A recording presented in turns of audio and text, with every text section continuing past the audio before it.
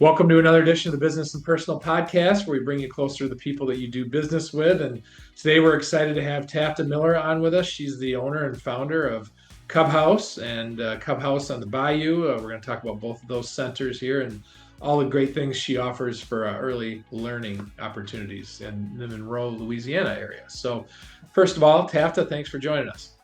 Thank you for having me. So, it's the Business and Personal Podcast. So, let's learn a little bit more about Tafta and what led you down this path. All right, so I'm Tafta Miller, and I'm the owner of the Cub House Early Learning Center and Cub House on the Bayou. Cub House was rebranded in 2018 from a center that I worked for when I was in high school. But between working there and coming back to my community, I had another center in a local community of Stark, Louisiana, and it was my baby since I was 21 years old. And that's when I opened it, and I had it for 18 years. But in 2015, my path brought me back to my community in Monroe and Lakeshore and Swartz. So that's where 2018 I rebranded and renamed everything the Cub House. And so we come up with Cub House because our high schools are the Lions, the Tigers, and the Panthers. So we are the Cubs, and the Cub House, I had it for 6 years prior to Cub House on the Bayou being purchased and renamed from Bayou Gymnastics to Cub House on the Bayou. So that was 2021. So we're reaching our 4 years of having Cub House on the Bayou. Fantastic. And what ages of children do you serve there, just so people listening can have an understanding of that? Yeah, so we care for 6 weeks to 11-year-olds at both locations. Each location is a little bit different. We do serve 6 weeks to 11-year-olds at the Cub House Early Learning Center. We just do not have a very large area for school age kids. So Cub House on the Bayou has a lot of capacity for after school programs. So we try to push most of our school kids to Cub House on the Bayou. And if you go on your website, the main thing that you see is the play-based learning model that you offer. And I know kids certainly enjoy that, and the parents probably as well. How important is the play-based model, especially for kids that young? So a child's brain develops 90% before the age of 5. So we start with curriculum at infant. So letting them discover and play on their own is a holistic approach to brain development. So curriculum with infants, toddlers, preschool, we incorporate that daily. We give them areas to reach milestones within the classroom. We set up our classrooms into centers where they can play. Through that play, small groups, the teachers incorporate lessons, and being able to provide the play experience helps them learn social emotional skills, sharing with their friends, emotions within the classroom. They can be imaginative, creative through the arts in dramatic play. So we provide them an environment to just play and learn at whatever age they are. And their milestones, we do assessments to make sure that they are on track and provide resources if we see that there are any developmental delays, and we'll partner with the parent on that. And also, you have a unique offering with a summer camp for 4-year-olds. I know it's hard for parents to find summer camps for children that young. So, talk about that and then just your summer camp program in general. Okay, so with the public schools getting a lot of our 4-year-olds now, we have pushed to, we do still provide pre-K for 4-year-olds, but when those 4-year-olds go to school, the parents then have to find summer care. So we start our summer camp with 4-year-olds and allow them to come for summer camp, and then they'll be 5 by the next year. So that's something different. If there's summer camps in the community, is for like Louisiana, you have to be 5 years and up to be unlicensed and do a camp, but we are fully licensed, so therefore we can handle 4-year-olds in our summer camps. But we're fully licensed for all of our children, but a lot of summer camps are not licensed, but if they're keeping kids under 5, it's illegal. So anyway, we start ours with 4-year-olds, and our summer camp every year we have a theme. We run 12 weeks in the summer from school out to school in. And every summer we try to provide a fun and exciting theme. We've done around the world. We've done the Summer Olympics last year since it was the Olympic season, and this year's Disney Magic. And we are discovering a Disney movie every week. So we are bringing the magic this summer. Love that. Love that. And health and safety, always top of the line of concerns for parents. And I know that's a concern for you as well. So, what are the measures you go through to make sure kids are safe? Yeah, so we are 100% CPR first aid trained. So every teacher in our facility has CPR and first aid. We have to do workshops every year for health and safety. And health and safety can include anything from supervision to food safety to playground safety.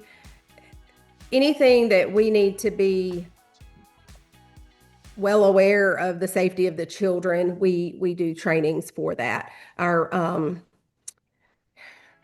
one thing that we're fixing to do is we're going to have a center-wide emergency preparedness where we do a very intensive, if you were in this place, what would you do if there was a fire? So we're going to be doing hands-on training come August for our facility so that we're really prepared for anything that could be unexpected. And on the note of health and safety, now with technology, parents like to be contacted or in touch as often as possible to see how things are going throughout the day. And you have an option with your ProCare Connect. So tell people how that works and how it can keep parents informed. Yeah, so ProCare Connect is an app, and the children are added into that portal with the parents' information.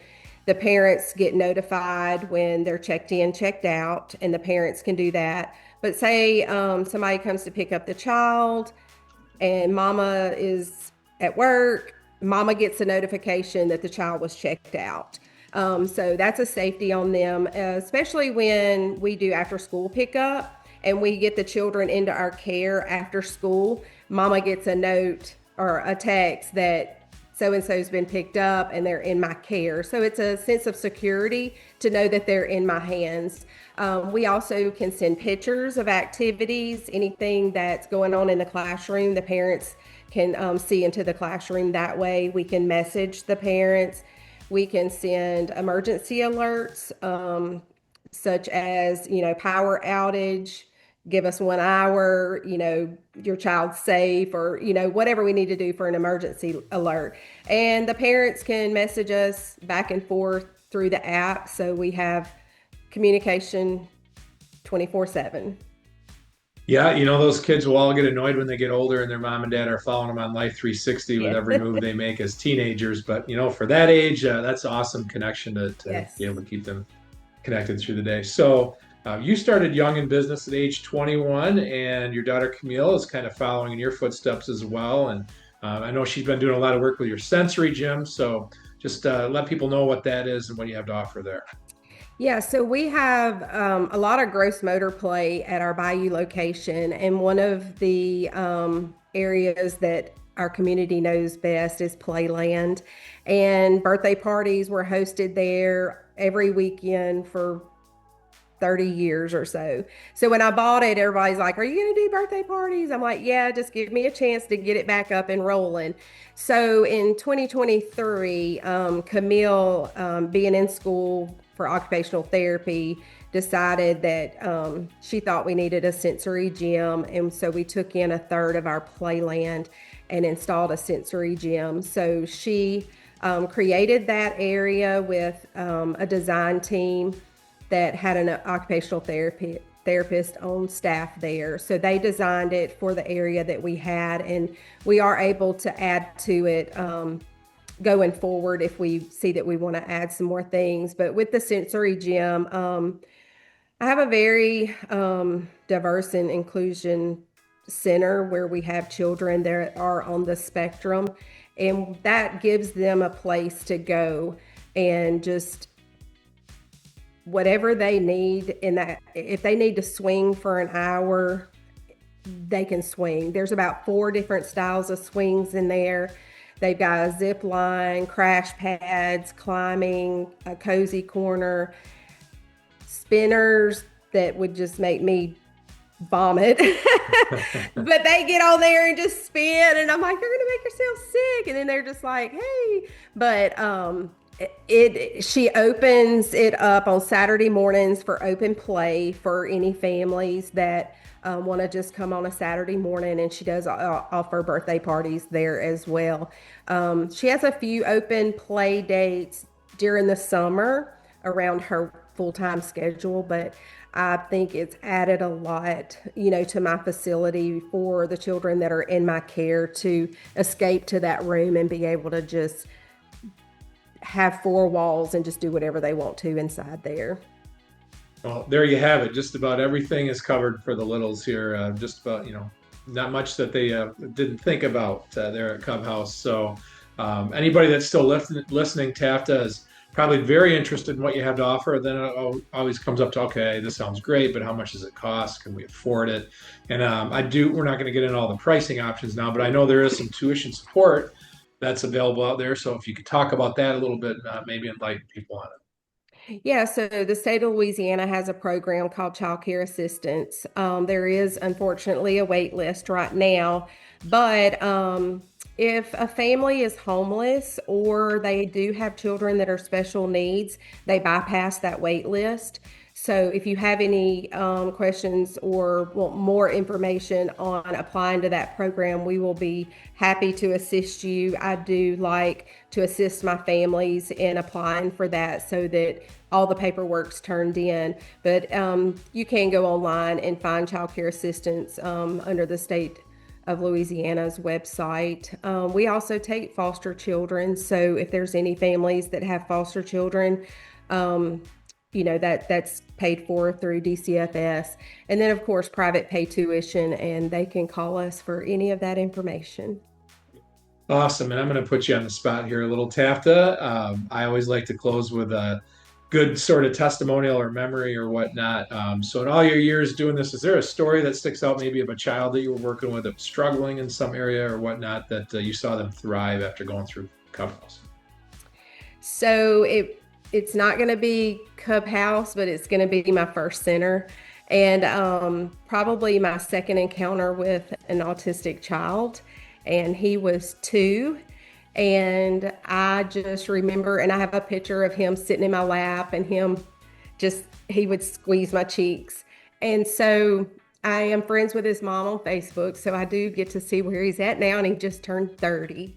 So I think my heart for autistic children, before we really understood autistic children, goes back to him and being able to see where he's at today. That I think that's where my heart for children on the spectrum and making sure that they're included in my facility as long as I think that I can take care of them in my facility. Just an awesome story. And I'm hoping this podcast can connect you with, if it's even just one family, that can lead to another great story. Well, hey, it was worth our time. So again, for the people still listening, what's the best way to get in touch with you to learn more and maybe get started? Yeah, so our website is the Cub, C-U-B, House, ELC.com, and it does show my 2 locations on there. So we have 2 locations, and you should be able to find our addresses and phone number on our website. And of course, Facebook, Cub House on the Bayou, or the Cub House Early Learning Center. They both have their own Facebook pages. Awesome. Well, thanks again so much for joining us, Tafta. Maybe we'll have you on again down the road for an update. Yeah, thank you.